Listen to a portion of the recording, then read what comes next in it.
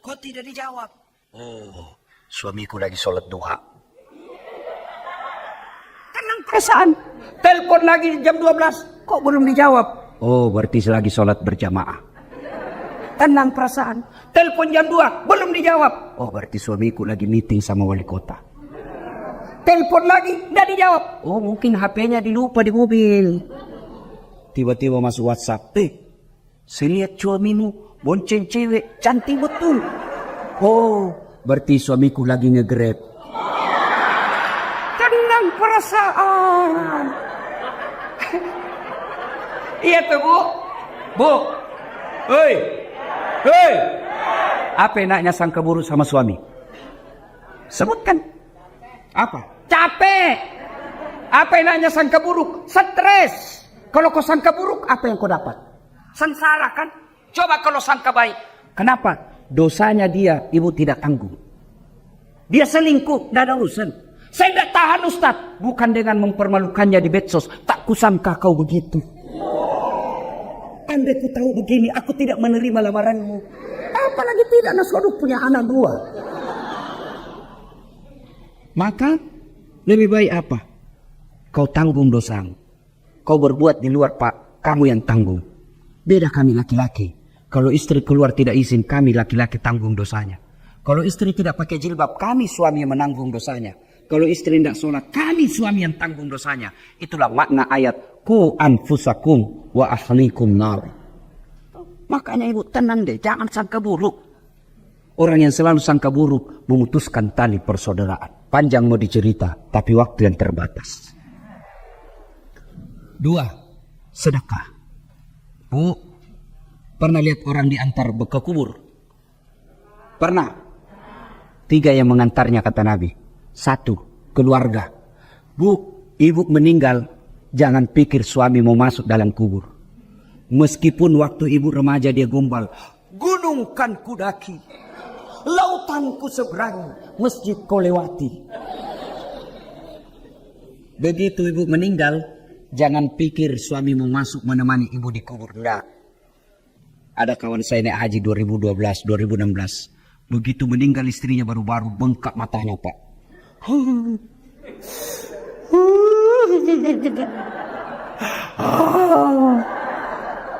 Saya bilang hebat betul itu Bapak. Biasanya kalau laki-laki meninggal istrinya sih menangis, tapi tidak sampai ngau-ngau.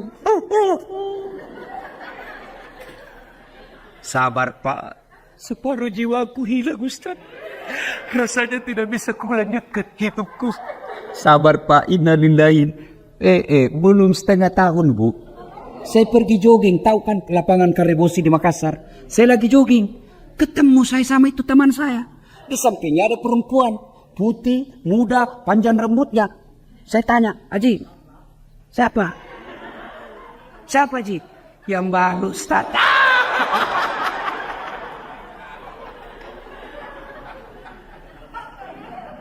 Yang kedua, mengantar ibu ketika meninggal. Apa ibu? Harta. Harta pun kembali.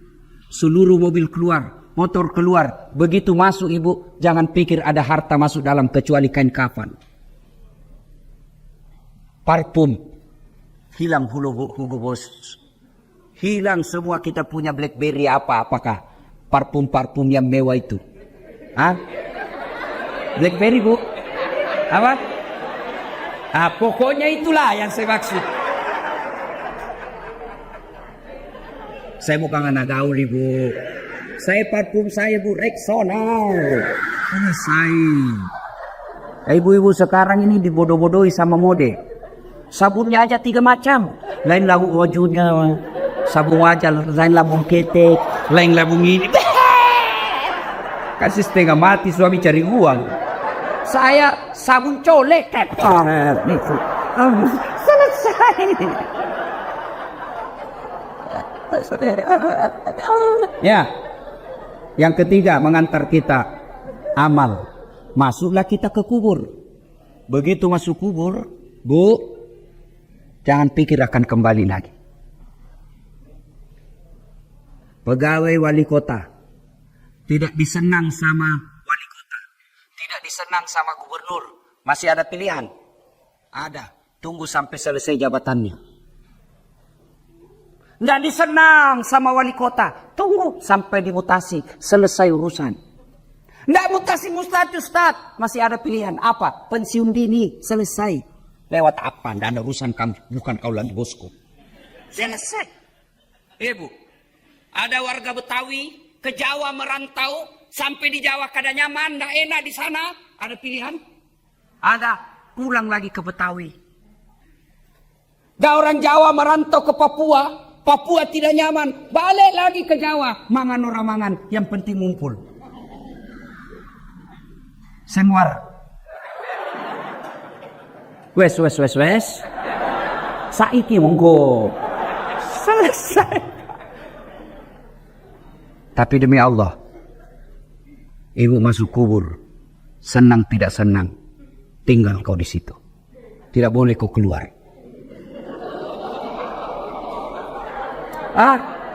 Ternyata sudah masuk kubur. Tidak nyaman. Keluar dulu deh. Ibu pun kalau keluar lari satu komplek. Tidak ada yang mau dekat sama ibu. Ketika sudah masuk dalam kubur. 3 aja yang bisa menolongmu, kata Nabi. Satu di antaranya. Sedekatun jariyah. Sedekah. Mohon maaf. Matur nuhun. Ini bu, jinji. Yang di depan ini. Yang banyak emas berliannya. Itu saya lihat cincin-cincinnya ibu. Jam tangan ibu Wagub. Kalau meninggal siapa yang pakai perhiasan ibu? Anak. Bukan. Istri kedua. Ia pasti kawin lagi lah suamimu. Dia dengarlah ceramah saya ini istriku. Mamanya cek di rumah. Ustaz. Itu saya dengar ceramah. Kalau meninggal kawin lagi. Jadi kalau saya meninggal Ustaz kawin lagi. Saya bilang di sini kau sayangku. Ku peluk dia sambil ku jelaskan. Kau dengar baik-baik sayangku ya. Engkau permata hatiku. Jangankan kau mati. Kau masih hidup saja. Saya selalu berpikir kawin lagi. Apalagi kalau kau sudah mati. Daripada ibu-ibu itu emas berlian. Dinikmati orang istri kedua. Mending ibu kirim ke kubur sekarang. Sedekah. Dan enaknya menjadi istri wali kota. Istri sekda.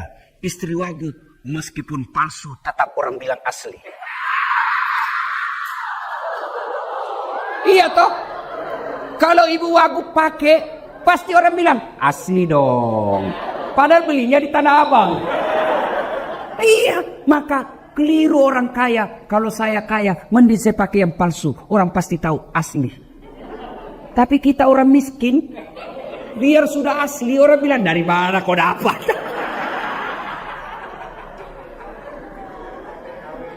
Ibu, ibu, suami mulai lain-lain. Mulai ibu curiga. Kenapa ya ini suami saya? Selama ini tidak pernah pakai parfum. Setiap mau keluar sekarang cari parfum. Kalau tidak ada parfum dia cari pengaruh ruangan. Itu 50% ibu wajib curigai. Kenapa ya? Setiap terima SMS selalu masuk toilet. 70% itu ada masalah. Daripada ibu curhat di medsos. Cerita ke tetangga. Cerita ke majelis taklim. Cerita ke ibu PKK. Mereka demi Allah tidak mampu menyelesaikan masalah. Lebih curhat kepada Allah. Doa namanya dalam salat hajat. Ibu menangis di hadapan Allah. Tapi saya tidak tahu baca doanya Ustaz. Doa bukan membaca. Doa bukan menghafal. Doa itu curhat. Bahasa Arab bukan. Bahasa Belanda boleh. Bahasa Betawi silakan. Bahasa Inggris kalau kau tahu. Bahkan boleh pakai bahasa isyarat.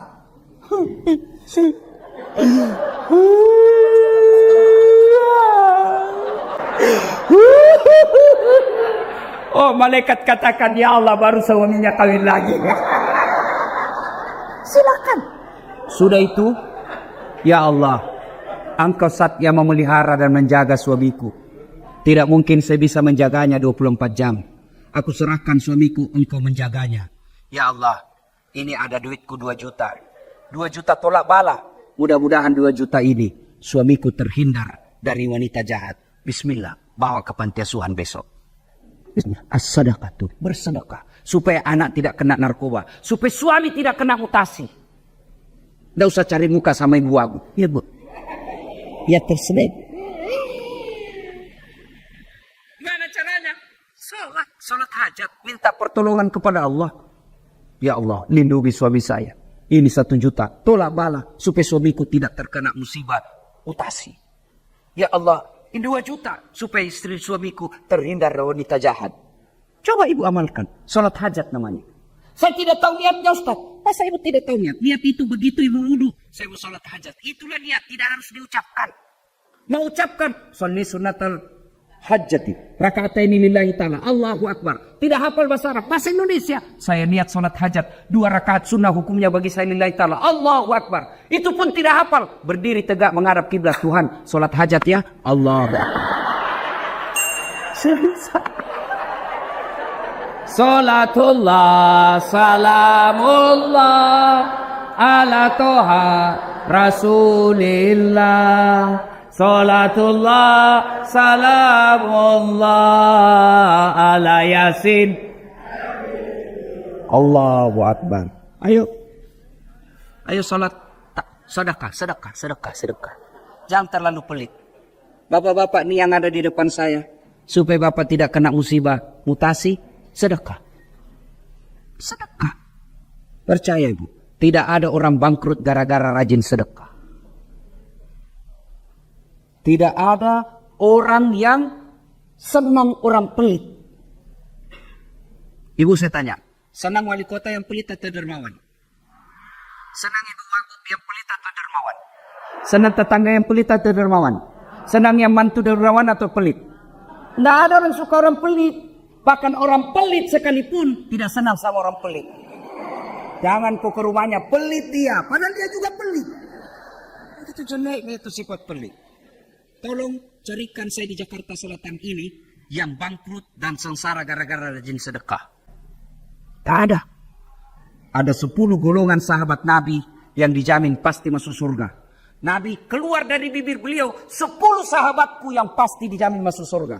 Dari 10 itu 7 diantaranya adalah mereka pengusaha yang dermawan.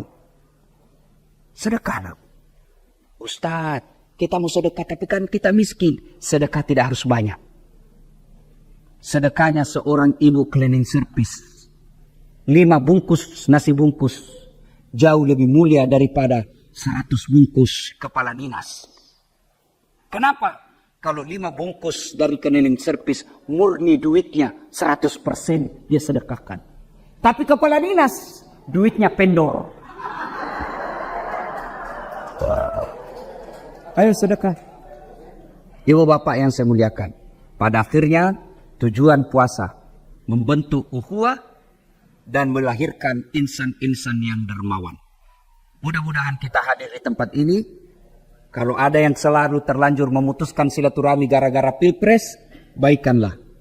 Karena Pak Prabowo dan Pak Jokowi sekarang sudah satu paket. Berhentilah bermusuhan cebong kampret. Tidak ada gunanya untuk kalian. Yang kedua, kalau ada rezeki Allah berikan, sedekahkanlah. Supaya Allah tambah 700 kali lipat. Demikian, mudah-mudahan ada manfaat.